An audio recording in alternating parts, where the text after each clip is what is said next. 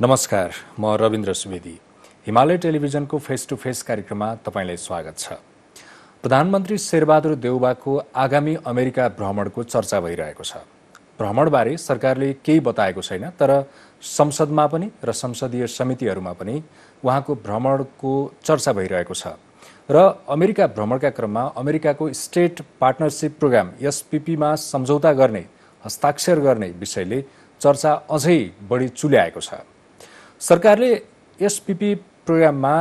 एसपीपीमा हस्ताक्षर नगर्ने बताइसकेको छ। परराष्ट्र मन्त्रीले यो च्याप्टर नै क्लोज भइसकेको भन्नुभएको छ, तर अन्तर्राष्ट्रिय सम्बन्ध समितिमा यस विषयमा छलफल चलिरहेको छ। आज पनि छलफल थियो र आजको छलफलमा प्रधानमन्त्री शेरबहादुर देउवालाई उपस्थित हुनका लागि निर्देशन दिइएको थियो, तर उहाँ उपस्थित हुनु भएन। एसपीपी प्रकरणमा, खास गरी अहिले प्रकरण बनिरहेको यो प्रकरणमा प्रधानमन्त्रीलाई किन बोलाउन खोजिएको थियो, दोषी को थिए, यसका इफेक्टहरू के हुन सक्थे अथवा के हुन्छन् भन्ने आकलन गरिएका आधारमा चर्चा बढाइएको छ अथवा विरोध गरिएको छ, कतै समर्थन पनि गरिएको छ। यो कार्यक्रम के हो, किन विरोध वा समर्थन भइरहेको छ, प्रधानमन्त्रीले किन बहिष्कार गर्नुभएको छ बैठक, एमालेको भूमिका के छ? आजको फेस टु फेस कार्यक्रममा हामी यसै विषयमा रहेर कुराकानी गर्दैछौँ। कुराकानीका लागि संसदको अन्तर्राष्ट्रिय सम्बन्ध समितिका सदस्य समेत रहनुभएका नेकपा एमालेका नेता, पूर्व मन्त्री र प्रतिनिधि सभा सदस्य नारद मुनि राणा हाम्रो स्टुडियोमा आउनुभएको छ। नमस्कार। नमस्कार, यहाँलाई स्वागत छ कार्यक्रममा। हस्, धन्यवाद। एसपीपीले त अहिले संसद पनि तातिएको छ, सडक पनि तातिएको छ, संसदीय समितिका सदस्यहरू बढी तातिएको जस्तो देखिन्छ। खास एसपीपीमा बुझाइ के हो? यो पहिलो कुरा त एसपीपीको बारेमा कुरा गर्नुभन्दा अगाडि हाम्रो देश नेपालको परराष्ट्र नीति, नेपाल सरकारको परराष्ट्र नीतिका बारेमा हामी पहिला क्लियर भयौँ भने एसपीपी जस्ता थुप्रै आयोजनाहरूको बारेमा हामी क्लियर हुन्छौँ। र एसपीपी एउटा स्टेट पार्टनरसिप प्रोग्राम हो होइन, तर हाम्रो परराष्ट्र नीतिले के भन्छ भन्दाखेरि पारस्परिक लाभका आधारमा, पञ्चशील सिद्धान्तका आधारमा हाम्रो परराष्ट्र नीति हाम्रो र सामाजिक सांस्कृतिक अब नजिक जोडिया कारणले कहिलेकाहीँ हाम्रो धेरै कुराहरू मिल्छ, त्यसका आधारमा पारस्परिक लाभका आधारमा हाम्रो परराष्ट्र नीति रहनेछ भन्ने कुरा गरेका छौँ। अर्को के भनेका छौँ भन्दाखेरि हामी तटस्थताको नीति, तटस्थ रहने, न्युट्रलिटी भन्छौँ हामी, कसैको पक्षमा अथवा विपक्षमा हामी सकेसम्म नजाने नै हाम्रो नीति छ। र अर्को के छ भन्दाखेरि हामी गौतम बुद्ध जन्मेको देश, हामी शान्तिका पक्षधर हौँ र हामी कुनै पनि देशको सैन्य गठबन्धनमा हामी सहभागी, जसलाई हामी असंलग्न परराष्ट्र नीति पनि भनेका छौँ। यो हाम्रो परराष्ट्र नीतिका थुप्रै क्लजहरू छन्। नेपालमा परराष्ट्र नीति हाम्रो छँदै थिएन। जुन विदेश मन्त्री सरकार बन्यो उसको नीतिको रूपमा नेपालमा परराष्ट्र नीति लागू गर्ने गरिन्थ्यो। तर नेपालमा नेकपा एमालेको सरकार बनिसकेपछि, कमरेड प्रदीप गेवाली परराष्ट्र मन्त्री भइसकेपछि नेपालको एउटा परराष्ट्र नीति 2077 हामीले निर्माण गऱ्यौँ। र त्यो नीतिले पनि पुराना हामीले अभ्यास गर्दै आएका कुराहरूलाई समेटेर त्यो नीतिलाई हामीले नेपाल सरकारको नीति भनेर हामीले परराष्ट्र नीति, हामीले विदेश नीति बनायौँ। र त्यो नीति त्यो नेपालको परराष्ट्र नीति भएको कारणले हरेक सरकारको नेतृत्व गर्ने सरकारले अरू देशहरूसँग गरिने सम्बन्ध, सम्झौता, सहकार्य या अरू किसिमका सम्बन्ध, आर्थिक, व्यावसायिक, कूटनीतिक सम्बन्धहरू, अरू हाम्रो जे सम्बन्धहरू हामी गर्छौँ त्यसको आधारमा गर्नु पर्थ्यो। तर यहाँ के देखियो भन्दाखेरि अघि तपाईँले एउटा हल्का प्रसङ्ग जोड्नुभयो, एसपीपीको बारेमा हामी चर्चा गरौँला। तर योभन्दा अगाडि हाम्रो सरकारले, नेपाल सरकारले यो परराष्ट्र नीतिलाई पालना गरेको देखिएन। कहाँ देखिएन भन्दाखेरि युक्रेन र रुसको युद्ध हुँदा जबरजस्त रूपमा नेपाललाई यो भू राजनीतिमा जबरजस्त रूपमा जोडी, जबकि तपाईँलाई थाहा छ युएनको महासभामा भारत न्युट्रल बस्यो, चाइना न्युट्रल बस्यो, हाम्रा दुई ठुला देश, छिमेकी देशहरू न्युट्रल बस्ने, अनि नेपाल जान्ने भएर युक्रेनको पक्षमा, अरू रुसको विरुद्धमा त्यो बोल्ने, त्यो न्युट्रलिटी त्यो हाम्रो परराष्ट्र नीतिले भन्दैन नि।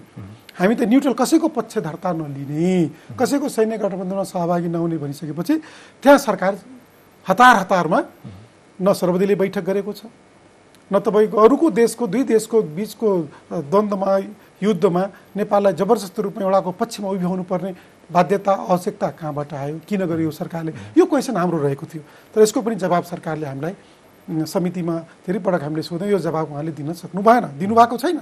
र रह्यो कुरा, त्यसैले हामीले अस्तिदेखि जो तपाईँले एउटा प्रकरण भन्नुभयो एसपिपी प्रकरणमा हामीले नेपाल ठिक छ, यो एसपिपीमा हामी एकछिन जाउँला। जस्तो युक्रेनमाथिको रुसी आक्रमणका विषयमा अहिले तपाईँले भनेको जस्तो कुरा एमाले बोलेन नि तत्कालीन समयमा, जतिखेर मानवीयताका आधारमा संयुक्त राष्ट्रसङ्घले राखेको प्रस्तावको पक्षमा नेपालले मतदान गर्दै गर्दाखेरि एमाले नेताहरूबाट अथवा साङ्गठनिक रूपमै अथवा संस्थागत रूपमा प्रतिक्रिया जनाइएन नि त्यतिखेर? किन होइन, जनाइयो। हाम्रो पार्टीका प्रवक्ता कमरेड प्रदीप गेवालीले पार्टी कार्यालयको बैठक सम्पन्न भइसकेपछि उहाँले तपाईँहरू जस्तै धेरै पत्रकारहरूको बिचमा यो सन्दर्भमा सरकारले नबोल्नु पर्थ्यो, किन बोल्यो, तपाईँले स्टेटमेन्ट खोज्नुभयो होला लिखित, त्यो चाहिँ स्टेटमेन्ट निकालेनौँ। तर हामीले के गर्यौँ भन्दाखेरि मिडियालाई सार्वजनिक रूपमै हाम्रो पार्टीका निर्णयहरू सुनाउने क्रममा यो प्रश्नमा पनि हाम्रो पार्टीका प्रवक्ताले प्रश्न पारिसकेको हुनाले यो थप चाहिँ अब लेटर प्याडमा निकाल्नु र मिडियालाई जनतालाई जानकारी गराउनु एउटै विषय भएको कारणले हामीले यो विरोध गरेका थियौँ र यो गर्नु हुँदै थियो। किन भन्दाखेरि अहिले सिङ्गो विश्वमाथि एउटा तेस्रो विश्वयुद्धको कालो बादल मडारिरहेको सन्दर्भमा नेपाललाई जबरजस्त रूपमा हामी कुनै देशको पक्षमा या विपक्षमा हामीले उभ्याउनु पर्ने हाम्रो परराष्ट्र नीतिले त्यो भन्दैन। त्यसैले हामीले यो विषयमा पनि जानकारी लिनको लागि परराष्ट्र मन्त्रीलाई पनि हामीले धेरै पटक आउनुहोस् भनेका थियौँ, उहाँ पन्छिँदै जानुभयो। तर अस्तिको बैठकमा उहाँ एउटा चाहिँ जस्तो असंलग्न नीतिको कुरा रह्यो, असंलग्न परराष्ट्र नीतिको कुरा, अर्को चाहिँ मानवीयतासँग जोडिएको कुरा रह्यो। संयुक्त राष्ट्रसङ्घका जति पनि महासभाहरूमा छलफल भए र नेपालले मतदान गर्यो, ती ठाउँमा असंलग्न नीतिसँग जोडिएका अथवा भू राजनीतिसँग जोडिएका भन्दा मानवीयतासँग जोडिएका विषय थिएनन् र? यो स्वाभाविक रूपमा युद्धमा, द्वन्द्वमा, झगडामा अब दुईवटा कुरा जोडिन्छन्। एउटा कूटनीतिक कुराहरू जोडिन्छ, अर्को चाहिँ तपाईँको मानवीयताको कुरा पनि जोडिन्छ। तर जुन किसिमबाट सरकारले पक्षमा मतदान गर्यो, हामी कस्तो बेलामा बोल्नुपर्छ या पर्दैन भन्दाखेरि मानवीय सङ्कट जो विश्वव्यापी रूपमा आइरहेको मानवीय सङ्कटको पाटो छुट्टै, एउटा ह्युमेनिटेरियनको हिसाबले बोल्ने छुट्टै पाटो भयो। तर दुईवटा देशको द्वन्द्व, दुईवटा देशको सार्वभौम सत्ता र अखण्डतामाथि दुईवटा देशले आफ्नो सीमामा अथवा आफ्नो एउटा राष्ट्रिय अस्तित्व रक्षाको लागि आफ्नो एउटा स्वाभिमानको लडाइँमा दुईवटा देश घुमिरहेको सन्दर्भमा अब क्याजुअलिटी क्षति त हुन्छ नै, त्यो दुईटै देशतिर जतापट्टि भए पनि त्यो मानवीय क्षति हुनु राम्रो कुरा त होइन। तर कुनै देशको इन्टरनल लोकतन्त्रमाथि, आन्तरिक प्रजातन्त्रमाथि त्यो देशको सरकारले आफ्नै जनतामाथि, लोकतन्त्रमाथि, प्रजातन्त्रमाथि दमन गर्यो, प्रहार गर्यो भने त्यो देशमा बोल्ने कुरा छुट्टै पाटो भयो। एउटा त्यो त झनै आन्तरिक राजनीति भएन? होइन, त्यो आन्तरिकमा त बोल्न मिल्छ, किन लोकतन्त्र अधिकारको कुरा एउटा यो लोकतन्त्रमाथिको खतराको विषय लोकतन्त्रमाथिको कुरा अथवा मानवाधिकारको एउटा पक्ष भयो, देशभित्रको कुरा। यो लोकतन्त्र भन्दा पनि ठुलो कुरा के? तर कमजोर देशमाथि कतैबाट भइरहेको आक्रमणका विषयमा पनि नबोल्नु चाहिँ असंलग्न भइरहेर बस्नु अथवा त्यो चाहिँ जायज हुन सक्छ? ह्युमेनिटेरियनको हिसाबले मानवताको नाताले बोल्ने कुरा त्यो छुट्टै पाटो भयो। तर जबरजस्त रूपमा युद्धरत देशहरूको एउटा पक्षलाई समर्थन गर्ने र अर्को पक्षलाई चाहिँ विरोध गर्ने अथवा उसको पक्षमा हामीले एउटालाई समर्थन अर्कोलाई विरोध गर्ने कुरा, त्यो चाहिँ राम्रो कुरा भएन भन्ने कुरा। त्यो कूटनीतिक हिसाबले, डिप्लोमेटिक हिसाबले त्यो राम्रो होइन। जहाँ तपाईँले भइरहेको हिसाबले र अब नेकपा एमाले यो कुरा उठाइरहँदाखेरि नेकपा एमाले चीनको पक्षधरता लिएको भन्ने टिप्पणी हुन्छन्। त्यसो होइन। जस्तो केही समय अगाडि अमेरिकी उपविदेश मन्त्री नेपाल भिजिटमा आउँदाखेरि संसदमै चीनको पक्षमा बोलियो, होइन? यो तपाईँलाई त्यसो लागेको हुनसक्छ। हामीले के बोल्यौँ भन्दाखेरि चीनमाथि दुईटै कुरा बोल्यौँ, चीनमाथिको आक्रमणका लागि अथवा होइन त्यो हाम्रो भूमि प्रयोग गर्ने भन्ने मनसायबाट अभिव्यक्ति दिइयो। त्यसो होइन, हामीले दुईटै कुरा बोल्यौँ। तपाईँले एउटा कुरा मात्रै सुन्नुभयो जस्तो लाग्यो मलाई। हामीले दुईवटा कुरा के बोल्यौँ भन्दाखेरि एउटा चिनिया विदेश मन्त्री जो उहाँको जो भ्रमण थियो त्यसको बारेमा पनि हामीले कुरा गऱ्यौँ। तत्काल दुईवटा भिजिट भयो नेपालमा। जति बेला हामी निर्वाचनको उसमा होमिरहेको अवस्था थियो, हामी सारा देश अहिले निर्वाचनमा केन्द्रित भएको अवस्था थियो, त्यति बेला चिनिया विदेश मन्त्री पनि नेपाल आउनुभयो, के अरे चिनिया विदेश मन्त्री पनि आउनुभयो र अमेरिकाको उप विदेश मन्त्री पनि नेपाल आउनुभयो। हामीले दुईटै कुरालाई कोड गरेर के भन्यो भन्दाखेरि यसरी अन्य देशका अरू पनि मन्त्रीहरू आए होलान्, आउन सक्छन्, आउँदाखेरि त्यसको न्यूनतम जानकारी आउन पाउँछ, हामी पनि जान पाउँछौँ, अरू पनि आउन पाउँछन्, तर कुन उद्देश्यका साथ आए, शरणार्थी शिविर किन गए, यी कुराहरू अलिकति गम्भीर विषयहरू हुन्। अनि शिविर जाँदाखेरि अलिकति हामीले झस्का एमसीसीको समयमा एमसीसी पनि प्रकरण बन्यो, प्रकरण फाइनली पास भयो, अनुमोदन भयो संसदबाटै। एमसीसी प्रकरण बनिरहँदाखेरि अमेरिकी विदेश मन्त्रीले पनि र ती अधिकारीहरू, उच्च अधिकारीहरूले नेपालका राजनैतिक दलका ठुला नेताहरूलाई फोन गर्दाखेरि चाइनाले स्टेटमेन्ट निकाल्यो, चिनिया विदेश मन्त्रालयले। हामीले त्यो त मजाले हेरेर बस्यौँ नि, यो हाम्रो आन्तरिक मामिला हो, तिमीहरू आत्तिनु पर्दैन समेत भनेनौँ किन? होइन, यो वास्तवमा दुःखद विषय हो, यो सत्य कुरा बोल्नुपर्छ। नेपालको आन्तरिक मामिलामा यो वा त्यो बहानामा, आयोजना परियोजना जुनसुकै बहानामा होस्, नेपालको नेताहरूलाई चाहे त्यो हिजोको संविधान निर्माण गर्दाको अवस्था होस्, संविधान 2 दिन जारी नगरिदेऊ भन्ने कुरा होस्, या यी कुराहरू समावेश गरेर संविधान जारी गर भन्ने कुराहरू होस्, यी कुनै पनि कुरामा नेपालको राजनीतिक दलहरूले अथवा नेपालको सरकारले काम गर्दा नेपाली जनताको हितलाई, नेपाल राष्ट्रलाई, राष्ट्रियता, नेपालको स्वाधीनता, नेपालको इच्छालाई ध्यानमा राखेर गर्नुपर्छ। तर यो दुःखद विषय मैले किन भने भन्दाखेरि यो नेपालमा किन यसो भइरहन्छ त? जस्तो बेल्ट एन्ड रोड इनिसिएटिभ, बिआरआईको कुरा गरौँ, बिआरआईकै विषयमा चीनले नेपालसँग फ्रिक्वेन्टली कुरा गर्यो, तपाईँहरूले प्रस्ताव गरेका योजना अगाडि बढाउनु पर्यो है भनेर चीनले नेपालसँग कुरा गर्दाखेरि अमेरिकाले एउटा स्टेटमेन्ट निकालेर चीनलाई त्यो नेपाललाई दबाब नदेऊ है भन्यो भने हामी के भन्छौँ? त्यो म यसैमा जोड्दै थिएँ, यी गलत कुराहरू हुन्। नेपालको स्वार्थ, नेपाली जनताको स्वार्थ, नेपालको राष्ट्रिय हित जोडिएका कुनै पनि आयोजना परियोजना प्रोजेक्ट होस्, त्यो कुनै पनि देशको हुनसक्छ, छिमेकी भारतको हुनसक्छ, चाइनाको हुनसक्छ, या हाम्रो तेस्रो अरू मुलुकहरूका हुन सक्छन्, तर राष्ट्रघात हुनु हुँदैन, जनहितमा हुनुपर्छ, राष्ट्रहित हुनुपर्छ, राष्ट्रिय मूल्य मान्यता, नेपालको राष्ट्रिय परराष्ट्र नीति अनुरूप हुनुपर्छ, नेपालको कानुन संविधान सम्मत हुनुपर्छ। यी त्यस्ता छन् भने नेपालले लिँदा हुन्छ। तर हामीले यो सहयोग लिने बहानामा यहाँ यो एउटा रमाइलो कुरो छ, अघि तपाईँले भन्नुभयो त्यो भनौँला बिआरआई एसपिपीका बारेमा पनि कुरा गरौँला छुट्टै। तर यहाँ के छ भन्दाखेरि हामी कसरी फस्दै गएका छौँ भन्दाखेरि एमसिसीमा जबसम्म आइपिएसको इन्डो पेसिफिक स्ट्राटेजीको एउटा प्रतिवेदन बाहिर आएन, 1 जुन 2019मा जब आइपिएसको एउटा प्रतिवेदन बाहिर आयो, रिपोर्ट बाहिर आयो, त्यसको पेज नम्बर 38मा के लेखियो भन्दाखेरि, आइपिएसको रिपोर्टको पेज नम्बर 38मा के लेखियो भन्दाखेरि एसपिपी पनि प्लस एमसिसी पनि दुईटै प्रोजेक्ट इन्डो पेसिफिकको अन्तर्गत रहन्छ भन्ने कुरा आयो। अनि त्योभन्दा अगाडि तपाईँलाई थाहा छ एमसिसी 2011बाट सुरु भयो, 11बाट सुरु भयो, 17मा गयो, 19मा एग्रिमेन्ट भयो, यस्ता खालका हामीले हेर्दै गयौँ नि त। यो गइसकेपछि अब एमसिसी प्रकरण, अघि तपाईँले भन्नु प्रकरणै हो त्यो।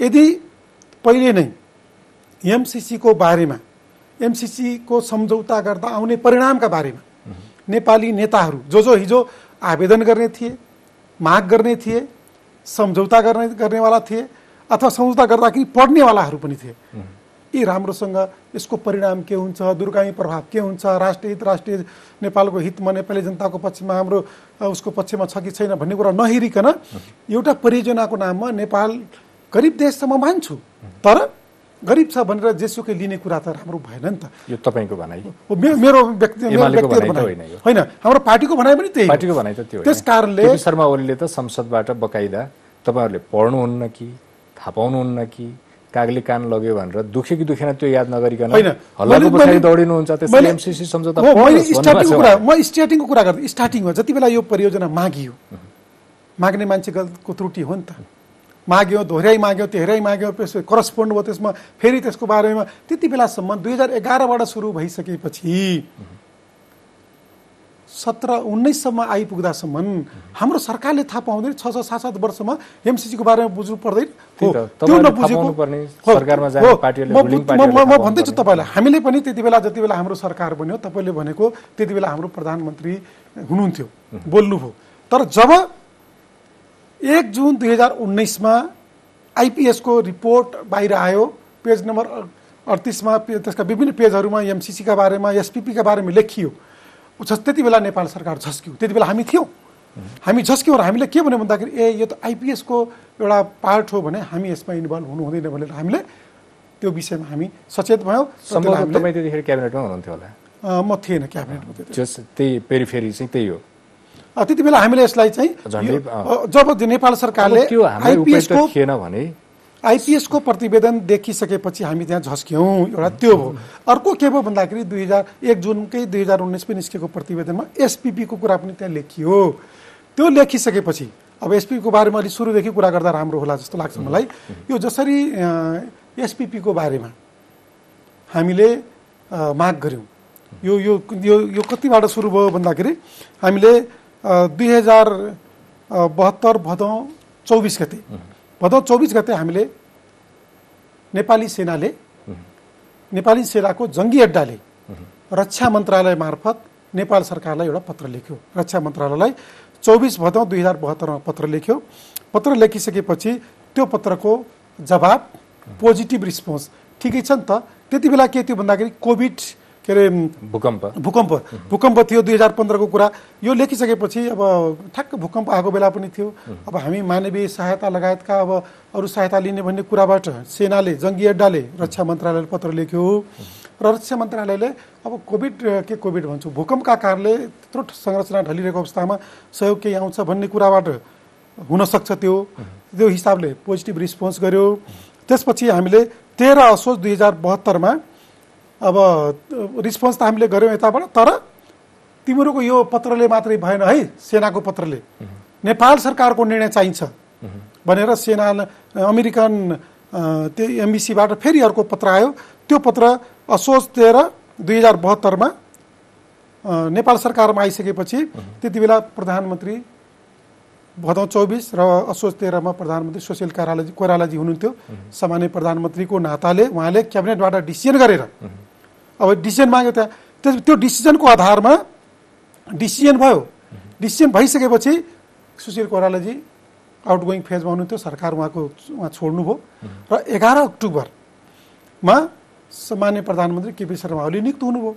नियुक्त भइसकेपछि उहाँ आइसकेपछि अब त्यति बेला अलिकति गडबड भयो। यहाँ क्याबिनेटको निर्णय सुशील कोइरालाको पालामा भयो, as authorize by government of Nepal भनेर उहाँले त्यो सेनाले पत्र लेख्या छ। कहिले लेख्यो भन्दाखेरि 27 अक्टोबरमा लेख्यो। 27 अक्टोबरमा लेखिसकेपछि त्यो कार्तिक 10 2072 पर्छ। अनि निर्णय सुशील कोइरालाले गर्नुभयो सामान्य प्रधानमन्त्रीको हैसियतले, र पत्राचार गर्ने बेलामा केपी ओली प्रधानमन्त्री हुनुभयो। तर त्यति बेला एउटा सरकारले गरेको निर्णय, सेनाले अब सुशील कोइरालाले गरेको निर्णय, अर्को प्रधानमन्त्री आइसकेपछि बिचमा यो के गरौँ भनेर पत्र, किनभने केपी ओली प्रधानमन्त्री नियुक्त गरेपछि 27 अक्टोबरमा पत्र काटिया छ। त्यति बेला यो ग्याप भयो कम्युनिकेसन। त्यति बेलाको प्रधान सेनापतिले त्यति बेलाको रक्षा मन्त्री या प्रधानमन्त्रीलाई यो अघिल्लो सरकारले प्रधानमन्त्रीले निर्णय गर्यो, हामीले पत्र पठाउनु पाएनौँ, किनभने 72 घण्टा त क्याबिनेटको डिसिजन त मेच्योर हुनु पर्यो, हामी के भन्छन् परिपक्व बनाउनु पर्यो, बल्ल हामी सार्वजनिक गर्छौँ। अनि क्याबिनेटको डिसिजन मन्त्रालयमा जान्छ, मन्त्रालयको पत्र फेरि सेनामा जङ्गी अड्डामा गएको हुनुपर्छ। यसरी गर्दाखेरि यो लगभग 16 दिनको ग्याप देखिन्छ। र यो 16 दिनमा जङ्गी अड्डाले तत्कालीन प्रधानमन्त्रीलाई यसरी पत्र पठाउनु पर्ने भयो। निर्णय भएको छ, पठाउँ कि नपठाउँ एकचोटि सोधेको भए सायद त्यो पत्र त्यति बेला रोकिन्थ्यो। तर एउटा प्रधानमन्त्री बहिर्गमन, अर्को आउँदाखेरि यो बिचमा यो ग्याप देखिन्छ, एउटा कुरा त्यो भयो। त्यसपछि के भयो भन्दाखेरि बिचमा फेरि पुष्पकमल दाहालजी 24 वैशाखमा फेरि एउटा प्रधान सेनापतिले फेरि त्यो पत्र पोजिटिभ रिस्पोन्स त भयो, तर अमेरिकाले त्यो मतलब उताबाट केही त्यस्तो वास्ता गरेन। नगरेपछि फेरि अर्को पत्र प्रधान सेनापतिले अमेरिकालाई फेरि अर्को पत्र लेख्नु पर्यो भनेर प्रधान सेनापतिले 24 वैशाख 2074मा फेरि 72 को कुरो 74मा लेख्नुभयो। त्यति बेला प्रधानमन्त्री पुष्पकमल दाहाल हुनुहुन्थ्यो। त्यसपछि पनि उनीहरूले पत्रलाई वास्ता गरेन। नलेखिसकेपछि फेरि अर्को पत्र माघ 21 2074मा तपाईँको प्रधान सेनापतिले अमेरिकालाई तेस्रो पत्र फेरि लेख्नुभयो। त्यति बेला प्रधानमन्त्री शेरबहादुर देउबाजी हुनुहुन्थ्यो। शेरबहादुर देउबाजी हुनुहुन्थ्यो। त्यति बेला त्यो पत्र गइसकेपछि अब मलाई लाग्छ त्यति बेला त्यो पत्र एक्सेप्ट भयो। त्यहाँ हामीले पोजिटिभ रिस्पोन्स गऱ्यौँ, उताबाट पनि पोजिटिभली एक्सेप्ट भइसकेपछि हामी लगत्तै के भयो भन्दाखेरि 76 जेठमा हुनुपर्छ त्यो पोजिटिभ रेस्पोन्स भएर। त्यो बिचमा अब के एग्रिमेन्ट भएको छ, हामी अन्तर्राष्ट्रिय सम्बन्ध समितिले 72 देखि 79 सम्म सेनाले के करस्पोन्ड गर्यो, नेपाल सरकार रक्षा मन्त्रालयले के करस्पोन्ड गर्यो र नेपाल सरकार स्वयंले के करस्पोन्ड गर्यो र यो प्रोजेक्ट आइपिएस मा यो गरिसकेपछि 76 जेठ अथवा 1 जुन 2019 मा जब यो पत्र यो एसपीपी आइपिएस को एउटा प्रोजेक्ट हो भनेर आइसकेपछि त्यति बेला फेरि प्रधानमन्त्री हामी नै थियौँ। एमसीसी र आइपिएस के अरे एसपीपी, एमसीसी र एसपीपी आइपिएस को एउटा प्रोजेक्ट हो भनेपछि त्यति बेला सामान्य प्रधानमन्त्री केपी शर्मा ओली देशको प्रधानमन्त्री हुनुहुन्थ्यो। र त्यो थाहा पाइसकेपछि 1 जुन 2019 मा आइपिएस को रिपोर्ट बाहिर सार्वजनिक रूपमा आइसकेपछि हामीले दुईटै प्रोजेक्ट आइपिएस को हो भने हामी इन्भल्भ हुनु हुँदैन, यो विषयमा के गर्ने भन्ने विषयमा प्रधानमन्त्री केपी शर्मा ओलीज्यूले परराष्ट्र सचिव तत्कालीन परराष्ट्र सचिवको नेतृत्वमा रक्षा सचिव, गृह सचिव लगायतको एउटा टिम फर्मेसन गर्नुभयो दुईटीको बारेमा, एमसीसी को बारेमा र आइपिएस को बारेमा अध्ययन गर्नको लागि एउटा कार्यदल बनाउनु भयो र त्यो सचिव स्तरीय कार्यदलले एउटा प्रतिवेदन नेपाल सरकारले बुझायो। एसपीपीको विषयमा पनि त्यो बुझायो, त्यो एसपीपी को बारेमा पनि दुईटीको बारेमा बुझाइसकेपछि हामीले यो प्रोजेक्ट यो दुईटै प्रोजेक्टलाई हामीले गर्नु हुँदैन भनेर त्यो सचिव स्तरीय नेपाल सरकारले निर्माण गरेको, क्याबिनेटले निर्माण गरेको एउटा टिमले दिएको प्रतिवेदनमा, त्यो प्रतिवेदनमा हामीले मागेका छौँ, म तपाईँलाई उपलब्ध गराउँला, त्यो प्रतिवेदन मागेका छौँ, त्यो रोकियो। त्यो प्रतिवेदन किन लुकायो, सार्वजनिक किन गरिएन? हो, त्यो हामीले मागी छौँ। यही अचम्मको विषय के छ भन्दाखेरि सरकारले गठन गरेको समितिले हो प्रतिवेदन बनाउन, रिपोर्टिङ गर्न अथवा त्यसको छानबिन गर्न गठित समितिले किन दिएन सरकारलाई प्रतिवेदन? यो आजको बैठकमा आउनु पर्थ्यो। प्रधानमन्त्रीज्यूलाई हामीले प्रधानमन्त्री हुँदाखेरि उहाँले गठन गरेका समितिले त उहाँलाई नै दिनुपर्ने। अहिले त सरकार त अरूको हातमा छ नि त, अहिलेको सरकार त शेरबहादुरजीको हातमा उहाँलाई त दिनुपर्थ्यो होला नि। होइन, त्यो सरकारलाई बुझाएको अवस्था छ र त्यो बुझाइसकेपछि त्यो हामीले मागेका छौँ। त्यो नेपाल सरकारको प्रतिवेदन हो, त्यो कुनै व्यक्ति विशेषको लागि प्रतिवेदन होइन। त्यो हामीले के मागेका छौँ भन्दाखेरि 2072 सालदेखि जति बेलादेखि हामीले आवेदन गऱ्यौँ एसपीपी को, ती लगायतका सारा डकुमेन्ट जे करस्पोन्ड भएको छ, कसको पालामा निर्णय भएको छ, पत्राचार के भएको छ, रेस्पोन्स दुईतिरबाट के भएको छ, यी सबै पत्रको हामीलाई उपलब्ध गराउनुहोस् र त्यो पत्र सहित सामान्य प्रधानमन्त्रीज्यू रक्षा मन्त्री पनि भएको कारणले, अहिले देशको रक्षा मन्त्री पनि उहाँ भएको कारणले र यो रक्षासँग जोडिएको, परराष्ट्रसँग जोडिएको, नेपाल सरकारसँग जोडिएको विषय भएको कारणले यी सबै कागजात सहित देशवासीलाई, मिनी पार्लियामेन्टलाई, संसदलाई प्रश्न पारिदिने हुनका लागि हामीले सामान्य प्रधानमन्त्रीज्यूलाई आमन्त्रण गरेका थियौँ। आजको बैठकमा उहाँले आउँछु भनेर 9 बजे भनेका थिए, उहाँले 10 बजे राख्नुहोस्, अलिक बिहान छिटै हुन्छ, 1 घन्टा पछि सार्यौँ। उहाँकै अनुमतिमा बैठक बोलायौँ, आउँछु भन्नुभयो। तर आज बैठक सुरु हुनुभन्दा ठ्याक्कै 2 घन्टा अगाडि आउँदैन भन्ने जवाब पायौँ। अनि यसो हेर्दै जाँदाखेरि हाम्रो नेपालको संसद, नेपालको संसदीय व्यवस्था, नेपालको लोकतन्त्र, प्रजातन्त्र, नेपालको कानुन र संविधानले के भन्छ भन्दाखेरि संसदबाट प्रधानमन्त्री चुनिने भएको कारणले संसदप्रति सरकार र प्रधानमन्त्री उत्तरदायी हुनुपर्छ।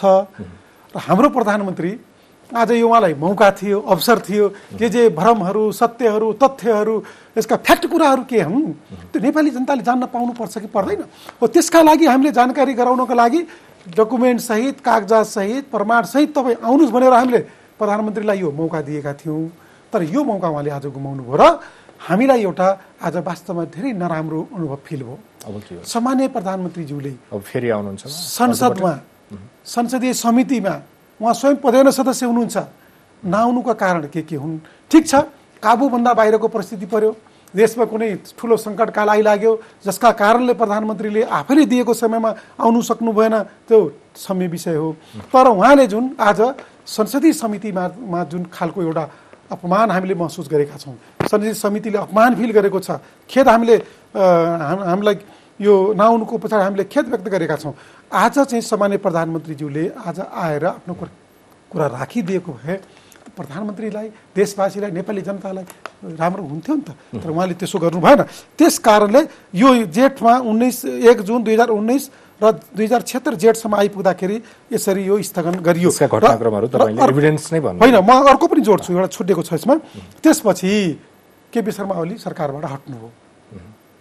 हटिसकेपछि अहिले 2079 साल 72 को श्रृङ्खला एसपीपी को प्रकरण अहिले 10 बुँदेमा आएर ड्राफ्टमा आएर टुङ्गियो। अनि त्यत्तिकै बाहिर त यो विषय आएको छैन होला नि। यसको बारेमा नेपाल सरकारको तर्फबाट राष्ट्रको हित विपरीत, नेपाल नेपाली जनताको हित विपरीत, राष्ट्रिय स्वाधीनता, राष्ट्रिय अखण्डता, हाम्रो सार्वभौम सत्ताको विरुद्धमा, पराजनीतिको खिलाफमा यो 10 बुँदे शेरबहादुर देउबाजीको इसारामा, शेरबहादुर देउबाजीको अनुमतिमा कहीँ यो तयार पारियो। उता भ्रमण पनि सुनिश्चित गर्दै गर्ने, यता 10 बुँदे पनि तयार गर्दै गर्ने। यो दुईटा काम, यो एकदम राष्ट्रघाती काम, देशद्रोही काम, नेपाललाई जबरजस्त रूपमा भू राजनीतिमा, जियो पोलिटिक्समा जोड्ने काम र नेपालको सार्वभौम सत्ता अखण्डतामाथि ठुलो एउटा यो जनघाती हुने काम। अब यो विषयमा चाहिँ सरकारले अन्तर्राष्ट्रिय सम्बन्ध समितिमा आएर त्यसकारण हामी जागेका छौँ। यो च्याप्टर क्लोज भइसक्यो भन्नुभयो। अब क्लोज भयो, अब क्लोज हुन्छ गर्दैन? क्लोज भएकै छैन। अब सम्झौता गर्दैन, हस्ताक्षर गर्दैन। अमेरिकन आइपीएस को प्रतिवेदनमा अर्को कुरा पनि लेखिएको छ र अमेरिकन एम्बेसी को रक्षा मन्त्रालयको वेबसाइटमा, अमेरिकन एम्बेसी को डिफेन्स मिनिस्ट्रीको वेबसाइटमा नेपाल पनि मेम्बर हो भन्ने कुरा एउटा क्लज लेखिएको छ। हामीले नेपाललाई राख्यौँ। किन राख्यौँ भन्दाखेरि एमसीसी र एसपीपी दुईटै प्रोजेक्ट नेपालले एक्सेप्ट गरेको र एसपीपी अन्तर्गत केही हामीले सहयोग पनि गरेको। त्यस कारणले अरू देश पनि जोडेर नेपाल पनि त्यसको मेम्बर हो भनेर उसको आइपीएस को रिपोर्टमा र रक्षा मन्त्रालयको डिफेन्स मिनिस्ट्रीको वेबसाइटमा पनि यो कुरा छ। र त्यहाँ अर्को क्लज के लेखियो भन्दा यदि नेपाल सहभागी हुन चाहँदैन भने एउटा पत्र पठाओस् कि हामी यसमा सहभागी हुँदैनौँ, हामी हटाइदिन्छौँ, हामी यसमा आइपीएस को उसमा राख्दैनौँ भनेर अर्को क्लज पनि छ त्यहाँ। हो, हाम्रो जोड केमा छ भन्दाखेरि ठिक छ, पत्र पठाउनेमा जोड। हिजो 2072 साल भदौ 24 गते कसले पत्र लेख्यो, अनि 13 मा को प्रधानमन्त्री थियो, कार्तिक 10 मा को प्रधानमन्त्री थियो, अनि 74 को वैशाखमा को प्रधानमन्त्री थियो, 74 को माघमा को प्रधानमन्त्री, यी सब छोडौँ। अब यदि नेपाल सरकारले यत्रो जनता जागिसकेपछि, संसदमा यो विषय उठिसकेपछि, संसदीय समितिमा यो विषय उठिसकेपछि, सारा जनताले यो विषय थाहा पाइसकेपछि एउटा पत्रले हुने काम, एउटा पत्रले नेपाल सरकारले जुनसुकै अवस्थामा, जुनसुकै सरकारको पालामा हामी एसपीपी अथवा एमसीसी जस्ता प्रोजेक्टहरू माग गरे तापनि, भए तापनि, करस्पोन्ड भए तापनि, पोजिटिभ रिस्पोन्स भए तापनि, जेसुकै भए तापनि अब नेपाली जनता के अरे यो जागरुक भइसकेपछि नेपालको, नेपाली जनताको हितमा छैन, हामी यसको हुन चाहँदैनौँ भनेर एउटा पत्र 2 लाइन लेख्न यो सरकारलाई केले रोक्यो? कसको आदेश पर्खिरहेका छन् कि यो पत्र लेख भनेर कसको आदेश पर्खिरहेका छन्? हिजो यो सरकारले, यो सरकारको अनुमतिमा नेपाली सेनाले हामीलाई रेस्क्युका लागि अथवा विपद व्यवस्थापनका लागि सहयोग चाहियो भनेर पत्राचार गरेको होइन? पत्राचार त त्यसरी गरिएको छ, सेनाले पनि त्यही भनेको छ, अमेरिकाले पनि त्यही भनेको छ। अब हतियार इक्विपमेन्ट्सहरू उसले सहयोग गर्ने, यहाँ नेपाली सेनाको लागि रेस्क्युको लागि सहयोग गर्ने, यस्तै कुरा त हो नि। एसपीपी भनिएको चाहिँ पर्दा अगाडिको कुरा त त्यही हो। त्यस मार्फत हामीले त्यसका लागि सहयोग मागेका थियौँ। अब हामीलाई यो सहयोग नपाइने भयो भनेर पत्र लेख्ने, यो सहयोग कुरा र एसपीपीमा पार्टिसिपेसन हुने कुरा फरक विषय हो। हामी स्टेट पार्टनरसिप, सिम्पल कुरा छ। तपाईँले यो चाहिँ सैन्य कार्यक्रम होइन, यो गैर सैन्य हो। सुरुमा यो मलाई लाग्छ यो सुरुमा एसपीपी यो 2072 त्यो भनेको 15 को विषय भयो। आइपीएस को एउटा प्रोजेक्ट हो भनेर 19 मा एसपीपीलाई पनि जोडेर आइपीएस को एउटा प्रतिवेदन सार्वजनिक भयो। पहिले यो आइपीएस को हो है, आइपीएस को एउटा पार्ट हो है, आइपीएस को प्रोजेक्ट हो है भनिदिएको भए सायद त्यति बेला हाम्रो नेपाली सेनाले अथवा रक्षा मन्त्रालयले, त्यति बेलाको सरकारले माग्ने थिएन कि अहिले के गरियो भन्दाखेरि आयोजना परियोजनाका नाममा विकास र समृद्धिका नाममा नेपाल एउटा गरिब देश भएको कारणले नेपाललाई विभिन्न आयोजना दिने नाममा जसरी यो टेबलको तलबाट मेम्बर बनाउने काम छ नि विभिन्न नाममा यो गर्नु हुँदैन थियो यो गर्नु हुँदैन यो यसमा तपाईहरुले दोषी मानेको चाहिँ कसलाई हो दोषी देखेको कसलाई हो तपाईहरुले भनेको नेकपा एमाले संसदीय समितिले हैन नेकपा एमाले दोषी देखेको कसलाई हो होइन हामीले दोषी भन्दा पनि हामीले सरकारलाई आसन्न भनिएको अमेरिकाको भ्रमण जो निकट भविष्यमा हुँदैछ यद्यपि यसको मिति आज मैले जानकारी पाएँ मिति तय भएको छैन तर भ्रमण हुने कुरा चाहिँ सही हो यदि त्यो कुरा हो भने हामीले के गर्यौं भन्दाखेरि यो जब पत्र पत्रिका म पत्रकार नेपालका पत्रकारज्यूहरूलाई धन्यवाद पनि दिन चाहन्छु यो विषय हामीलाई पनि थाहा थिएन नेपाल सरकारलाई त पक्कै थाहा होला यसरी अमेरिकामा नेपाली सेनाको प्रधान सेनापति र रक्षा मन्त्री एवं देशको प्रधानमन्त्री शेरबहादुर देउवाजी अमेरिका भ्रमणमा जाँदै हुनुहुन्छ र यो 10 बुँदे सम्झौता गर्दै हुनुहुन्छ भनेर मिडियामा यो कुरा आइसकेपछि हामीले थाहा पायौं विडम्बना छ यो देशको सांसदलाई हामी सांसदहरूलाई हामीले थाहा हुँदैन त्यसरी त्यो थाहा पाउनको लागि हामीले सरकारलाई बोलाएका थियौं प्रधानमन्त्रीले बोलाएका थियौं तर अहिले पनि आज उहाँ पन्छिनु हो आजको बैठक उहाँले अब के कारणले हो उहाँ आउनु भएन अहिले मैले सुने 5 दलीय गठबन्धनको बैठक इम्पोर्टेन्ट कि नेपाल देश इम्पोर्टेन्ट नेपालको राष्ट्रहित नेपाली जनता इम्पोर्टेन्ट हो उहाँले जुन किसिमबाट आजको बैठकलाई एभोइड गर्नुभएको छ बहिष्कार गर्नुभएको छ या पन्छिनु भएको छ कि गठबन्धन त्योभन्दा ठुलो हो र राष्ट्रभन्दा गठबन्धन ठुलो हो नेपाली जनताभन्दा गठबन्धन ठुलो हो देशभन्दा ठुलो त गठबन्धन छैन अब त्यसकारणले यो कसरी बोलाउने तपाईहरुले कसरी कमिटेड गराउने त्यो कुरामा हैन हामी यसैको लागि थियौं कि यो 10 बुँदे के हो एसपीपी के हो तपाई अमेरिका भ्रमण जाँदै हुनुहुन्छ त्यो राम्रो कुरा हो यो विषयलाई तपाईले गर्ने राजनीतिक दलले हुन त एमसीसी लाई चाहिँ अस्तित्वकै लडाई बनाए यो विषयमा चाहिँ सत्तारूढ दलहरु पनि तपाईहरुको साथमा भएको देखिन्छ भनेको एसपीपी हामीलाई आवश्यक छैन भन्ने कुरामा सत्तारूढ दलका कतिपय सांसदहरूले संसदमै बोलिसकेका छन् बाहिर पनि बोलिरहेका छन् र मन्त्रीहरूले त च्याप्टर क्लोज भयो भन्नुभएको तपाईले होइन त्यसरी सकिँदैन यो विषय भन्नुभयो अब यो विषय एमसीसी जस्तो अस्तित्वको विषय त नभन्ला तर बन्यो भने चाहिँ समाधान कसरी निस्कन्छ यति गर्दा गर्दै पनि नेपाली जनता तपाईले पार्टीले कसैलाई राष्ट्रघाती करार गर्यो तपाईले बडा राम्रो कुरा भन्नुभयो कि सडक तात्या बेला सदन तातेको बेला अनि जानी नेपाल सरकारले यो सम्झौता गर्छ भने भिरबाट लड्ने गाईलाई राम राम भन्न सकिन्छ कान थाप्न त सकिँदैन र त्यसको जवाब नेपाली जनताले दिन्छन् अब हिजोका नेपाली जनता छैन नेपाली जनता धेरै चलाक भइसके बुजुर्ग छन् नेपाली जनता एकदम एडभान्स जनता छन् अहिले हरेक कुरा तुरुन्तै नेपाली जनता कहाँ पुग्छ नेपाली जनताको अहिले सोशल मिडियामा राम्रो पहुँच छ प्रविधिमा राम्रो पहुँच छ र यति गर्दा गर्दै पनि अब यो सरकारले परमादेशी सरकारले गठबन्धन सरकारले शेरबहादुर देउवाजीको सरकारले यति जनताले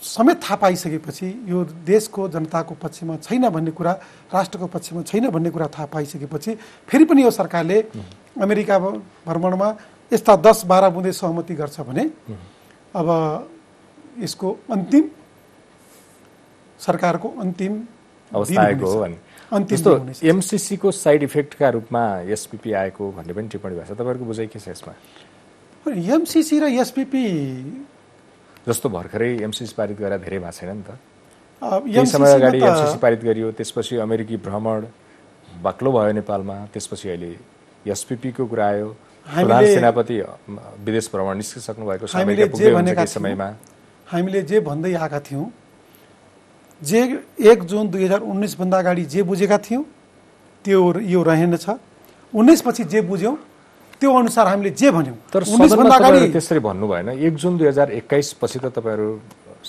संसदमा त बोल्दै बोल्नु भएन बहिष्कार गर्नुभयो त हामीले कार्यदल पारित हुन्न पनि भन्नु त्यसो होइन तपाईले देख्नुभयो कि 1 जुनमा यो प्रतिवेदन आइसकेपछि हाम्रै पार्टीका नेता भीम रावलले त्यतिबेला हामी नेकबै थियौं नि त के भन्नु भन्दाखेरि यो विषयमा यो आईपीएस को एउटा पाठ हो भनेर सदनमा त्यतिबेला हामी सरकारमै थियो सत्तापक्षकै केही सांसदहरू देव गुरुङ लगायतका सांसदहरूले बोल्नुभयो र हामीले के गर्यौं भन्दाखेरि पार्टी अध्यक्ष तत्कालीन प्रधानमन्त्री नेकपा एमालेका संसदीय दलका नेताले टिम बनाएको त हो नि त तर तपाईहरु कार्यदल बनायौं, एमसीसीको विषयमा नेतृत्वमा कार्यदल बन्यो। शंका थियो भन्नु भने एमसीसीकै विषयमा त एमाले त मौन स्वीकृति दिएको हो नि हैन। भीमराव बढेको कुरालाई त हामीले मौन स्वीकृति दिएका होइनौं। हामीले 2019 भन्दा अगाडि हामीले पनि परियोजनाको रूपमा बुझ्यौं। 19 को प्रतिवेदनपछि जब सम्बन्धित पक्षले नै यो आईपीएस को हो भनिसकेपछि त हामी आईपीएस मा जान खोजेका त होइनौं नि। हामीले त एउटा विकास निर्माणको पूर्वाधारको ऊर्जाको क्षेत्रमा एउटा राम्रो प्रोजेक्ट हो भनेर जुन अघिल्लो सरकारले गरिदिएको, सरकार त अविच्छिन्न उत्तराधिकारवाला संस्था हो नि त। व्यक्ति फेरिन सक्छ, सरकार त रहिरहन्छ नि त। 1 मिनेट 1 सेकेन्ड पनि सरकार खाली हुँदैन। कुर्सी यसो छाटाछाट हुन्छ, एउटा हटिकरको बसिहाल्छ। त्यसकारणले सरकार अविच्छिन्न उत्तराधिकारवाला संस्था भएको नाताले अघिल्लो सरकारले 2011 देखि 15, 16, 17, 19 हुँदै बगाएको कामलाई भोलि अर्को मान्छे सरकारमा बस्दा त बढाउनु त पर्छ नि त। हो, त्यतिसम्म बढाउँदाखेरि हामी परियोजनाको रूपमा बढायौं। तर पछि यो आईपीएस को प्रतिवेदनमा एमसीसी आईपीएस हो भनिसकेपछि त हामी त्यहाँ झस्क्यौं नि त। झस्किसकेपछि हामीले कार्यदल बनायौं। पूर्व प्रधानमन्त्री झलनाथ खनालको कार्यदलको रिपोर्ट आयो। अब छोड्दिउँ। त्यो तपाईहरुको केन्द्रीय समिति बैठकमा चर्काचर्की भएपछि कार्यदल बनेको थियो र कार्यदलको प्रतिवेदनलाई व्यवस्था गरिएको थियो। व्यवस्था गरेनौं। त्यो च्याप्टर चाहिँ राष्ट्रहित जनहितमा हुने गरी यदि एमसीसी आउँछ भने अगाडि बढाउने, होइन भने नबढाउने भन्ने खालको प्रतिवेदन थियो। त्यो बैठक पछि पनि त केपी शर्मा ओली प्रधानमन्त्री हुनुहुन्थ्यो, संसदमा लामै भाषण गरेर एमसीसीका पक्षमा जनमत जुटाउने कोसिस गर्नुभएको थियो। ठिक छ, अब हामी अन्ततिर पनि छौँ। एसपीपीका विषयमा तपाईँले भनिहाल्नुभयो, जनताले चिन्छन्, जनता बुझकी छन्, उनीहरूले निर्णय देलान्। अब एमसीसीका विषयमा पनि शङ्कास्पद कुरा गर्नुभयो तपाईँले, र आम रूपमा पनि एमसीसीकै साइड इफेक्टका रूपमा एसपीपी आएको हो कि भन्ने हिसाबले चाहिँ एमसीसीका विषयमा फेरि शङ्काहरू उत्पन्न हुन थालेका छन्। अब के एमसीसीका विषयमा पनि हामी कुनै निर्णयमा फेरि पनि पुग्न सक्ने कन्डिसन रहन्छ? हामी के फिर्ता गर्न सक्छौँ? यो वास्तवमा तपाईँले उठाएको विषय अहिले नेपाली जनताहरूले जोरदार रूपले उठाइरहेका छन् र सोधिरहेका छन्। यो क्वेसन तपाईँले सोधेकै क्वेसन, यदि आईपीएस को एउटा पार्ट एमसीसी हो भने नेपाल त्यस्तोमा जानु हुँदैन र हामीले परियोजनाको रूपमा माग गरेको प्रोजेक्ट परियोजनामै सीमित रहनुपर्छ। हामी आईपीएसमा एट्याचमेन्ट हुन चाहँदैनौँ। आईपीएस को यो प्रोजेक्टलाई यसलाई जबरजस्त रूप, किन हामीले 11 मा माग्यौँ र यो त तपाईँको 1 जुन 2019 मा आईपीएस भन्यो, त्यति बेला आईपीएस भनेको थिएन। हो, त्यसले यो एमसीसीलाई एमसीसी परियोजनाकै रूपमा रहन दिनुपर्छ। तर तपाईँले भनेको कुरा एमसीसीका कारणले अहिले नेपाली सेनाहरूको आवत जावत नेपालमा बढ्यो। यो अमेरिकी सेनाहरूको नेपालमा आवत बढ्यो। हामीले यो बढ्छ, यो लिनु हुँदैन, त्यस कारणले हामीले भनेका थियौँ। र हामीले यसलाई के भन्यो भन्दाखेरि यो परियोजनाको रूपमा स्ट्राटेजिक प्रोजेक्ट भयो, स्ट्राटेजिक प्रोजेक्ट हो भने लिनु हुँदैन। तर पछि नेपालले थाहा पाइसकेपछि यसलाई हामीले लिङ्गरिङ गरेकै हो। र म आज तपाईँलाई भन्न चाहन्छु, हो, यो सरकारको गठनको बेस एसपीपी हो भन्दा यो अतिशक्ति नहोला। यो सरकारको विषयमा कुरा गर्न सकौँ होइन। यो सरकार एमसीसी एमालेको सरकारले पास गर्न चासो दिएन र एसपीपीलाई पनि यसले चाहिँ समिति बनाएर यसलाई रोक्ने काम गर्यो। त्यसका अहिले बनेको सरकार चाहिँ एमसीसी र एफसीसी को बेसमा नै अहिलेको यो गठबन्धन सरकार बनेकी हो कि भन्ने शङ्का बाहिर एसपीपी र एमाले रोक्ने काम गर्यो भन्दा पनि अब नेताहरूले त अहिले पनि हामीलाई थाहा थिएन, हामीले वास्तविक कुरा नेतृत्वलाई नै थाहा भएन भन्नुभयो नेताहरूले। हामीले त्यतिखेर चाहिँ स्केप गरियो, त्यो चाहिँ प्राकृतिक रूपमा भए पनि अब नियत बस गरिए पनि होइन, नियतिवश अथवा नियतवश हामीले आईपीएससँग जोडिएको विषय थाहा पाइसकेपछि हामीले अलिकति यसलाई रोकेकै हो। तर त्यो चर्चामा तपाईँहरूले ल्याउनु भएन त्यो कुरा। हामीले आम रूपमा मानिसले थाहा पाउनु पर्थ्यो नि त, यो यसको एडभान्टेज के हो, हामी त्यति बेला अवगुण के हो भन्ने कुरा थाहा पाउनु पर्थ्यो, त्यो सार्वजनिक गरिएन। हामीले यो तपाईँले सही भन्नुभयो, यो ल्याउनु पर्थ्यो। हामीले के गर्यौँ भन्दाखेरि यो व्यापक बहसको विषय भइसकेका कारणले नेपाली जनताले थाहा पाइसकेका हुनाले हामीले यसलाई बाहिर लगेनौँ। तर आईपीएससँग जोडेको कुनै पनि प्रोजेक्ट नेपालले लिनु हुँदैन, या अरू पनि देशको चाहिँ कूटनीतिक विषयसँग जोडिएको विषय छ भने 3टा बाटो अवलम्बन गर्नुपर्छ। अलिकति समय छ भने जोड्छु म एकदम छोटोमा। पहिलो विषय कूटनीतिक मामलाको विषय छ भने जुनसुकै मन्त्रालयले गर्ने काम परराष्ट्र मन्त्रालयसँग जोड्नुपर्छ। सुरक्षासँग जोडिएको विषयहरू छन् भने रक्षा मन्त्रालय थ्रु डिप्लोमेटिक विषय छ भने त्यसरी जोडिनुपर्छ त्यहाँ, अथवा त्यसमा अन्य सैन्य गठबन्धनका कुराहरूमा जाने कि नजाने त्यहाँ मार्फत सरकारलाई आउनुपर्छ, त्यो पनि गरेको देखिँदैन यसमा। र अर्को विषय वातावरणसँग जोडिएको, जसरी ग्लोबल वार्मिङसँग, पर्यावरणसँग जोडिएको विषय, इकोसिस्टमसँग जोडिएको विषय छ, वन मन्त्रालय थ्रु नेपाल सरकारलाई यसरी आएको भए यी कुराहरूमा सरकार जानकार हुन्छ। तर यहाँ कहिलेकाहीँ सिधै गरिदिने, सिधै मन्त्रालय त्यो विभाग गरिदिने कुरा, सिधै एमबिसीलाई पत्र लेख्ने कुरा, यो हाम्रो कूटनीतिक मामलाभित्र पर्दैन, त्यो गर्नु हुँदैन त्यस्तो। कार्यक्रममा आइदिनु भयो, धेरै धेरै धन्यवाद यहाँलाई। हस्, तपाईँलाई पनि धेरै धेरै धन्यवाद, विचार राख्ने मौका दिनुभयो, थ्याङ्क यू। हस्, अहिले पछिल्लो समय एसपीपी प्रकरण निकै चर्किरहेको छ र यसै विषयमा रहेर हामीले संसदको अन्तर्राष्ट्रिय सम्बन्ध समितिका सदस्य समेत रहेका नेकपा एमालेका सांसद पूर्व मन्त्री नारद मुनि राणासँग कुराकानी गऱ्यौँ। यससँगै कार्यक्रमको समय सकिएको छ। म रविन्द्र सुवेदी बिदा हुन्छु, नमस्कार।